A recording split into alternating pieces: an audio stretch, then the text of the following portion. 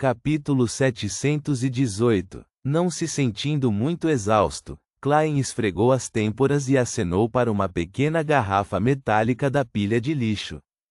Dentro dela havia um minúsculo tubo de sangue que ele fez um grande esforço para extrair de sua veia, e há muito tempo o trouxe acima da névoa cinza.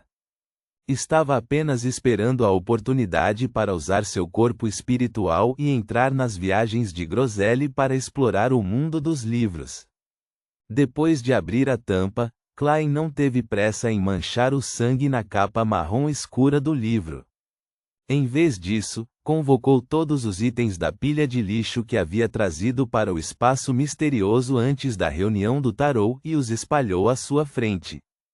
Considerando como a forma do Imperador das Trevas era muito atraente, e como ele não tinha muita certeza da situação exata no mundo dos livros, Klein decidiu não trazer a carta da blasfêmia.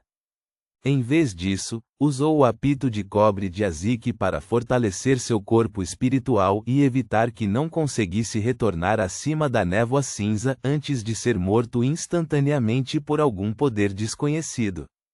À medida que o antigo e requintado apito de cobre se fundia em seu corpo, o corpo espiritual de Klein inchou e tornou-se mais corpóreo. Duas chamas negras brilharam em suas órbitas oculares como se possuíssem vida própria.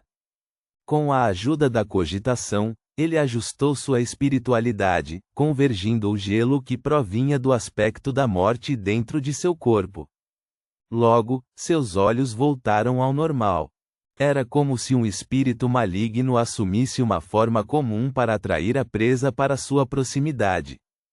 Logo depois disso, Klein usou a fome rastejante e segurou sentença de morte enquanto escondia a característica de Beyonder do pesadelo em seu corpo.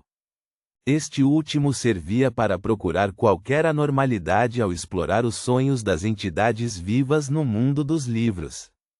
Depois de completar todos os preparativos, ele derramou algumas gotas de sangue e espalhou-as na capa de viagens de Groselha.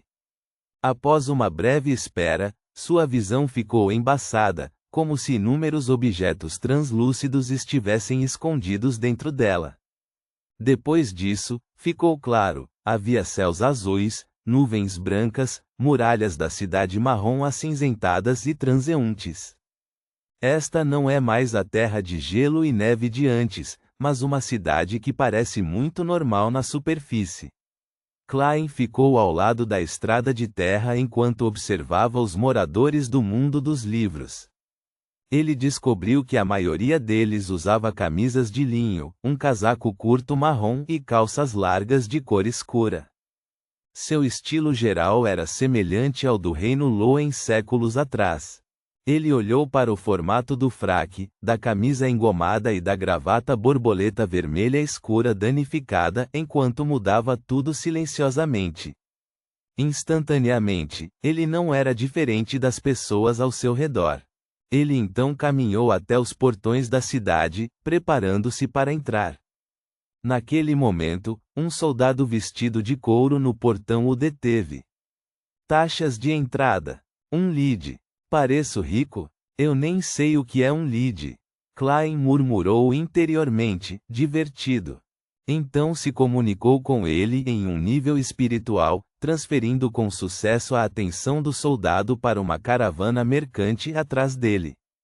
Como um quase espectro que poderia possuir qualquer um e controlá-lo, exercer uma influência psicológica sobre os outros não era nada extraordinário. Não era uma habilidade particularmente potente, mas era extremamente útil contra pessoas comuns. Quando Klein entrou na cidade, ele andou pelas ruas de maneira aparentemente relaxada, mas interiormente permaneceu cauteloso. Ele sentiu que a higiene pública era ligeiramente melhor do que Backlund há alguns anos. Parecia ter um sistema de esgoto bem desenvolvido, evitando a situação de despejo de resíduos e lixo. Eu não poderia dizer que este é um mundo ilusório dentro de um livro. Todo mundo tem fios do corpo espiritual. Klein prosseguiu enquanto observava.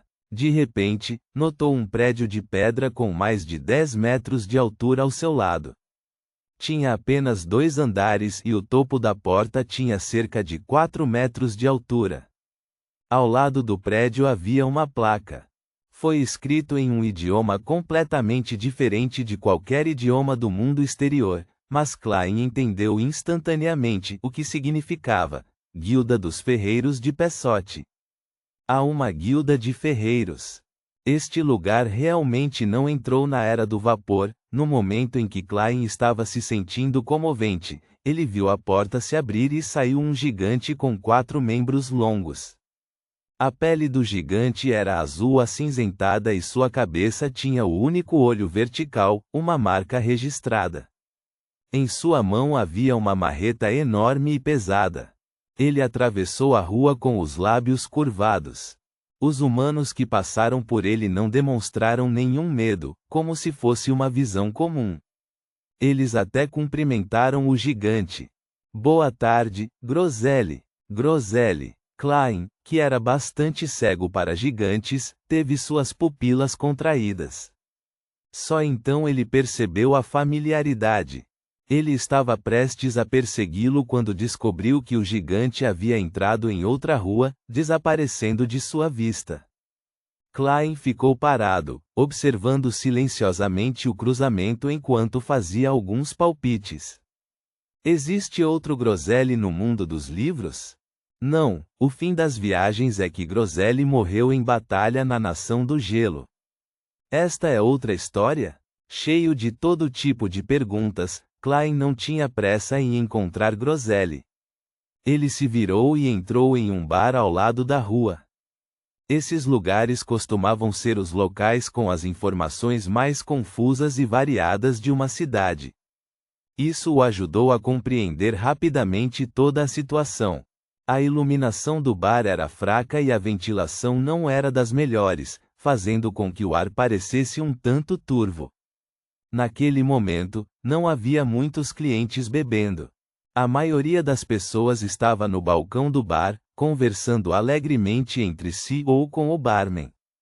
Klein se aproximou lentamente quando seu olhar congelou. Ele viu um homem usando um chapéu preto pontudo e um casaco assimétrico ao lado do balcão do bar. Ele parecia muito bonito com seu cabelo louro, olhos castanhos profundos, nariz alto e lábios finos. Ele não era outro senão o Visconde do Império Solomon, Mobete Zoroaste.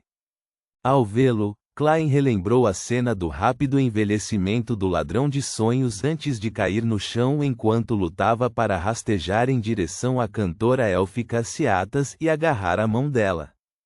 Tudo isso permaneceu claro como o dia, como se tivesse acontecido ontem. Ainda assim, Mobete apareceu mais uma vez diante de seus olhos. A expressão de Klein ficou pesada quando ele se aproximou e sentou-se ao lado de Mobete. Ele não disse uma palavra, pois sabia que Mobete era alguém que iniciava uma conversa. Forasteiro, primeira vez em Pessote? Juro que nunca te conheci antes. Mobete largou um copo de licor destilado enquanto virava a cabeça para o lado. Eu venho da Nação do Gelo. Klein inventou uma história aleatoriamente. Mobete imediatamente riu alto. Você é engraçado. Esta é a Nação do Gelo, mas é claro, isso foi há muitos anos.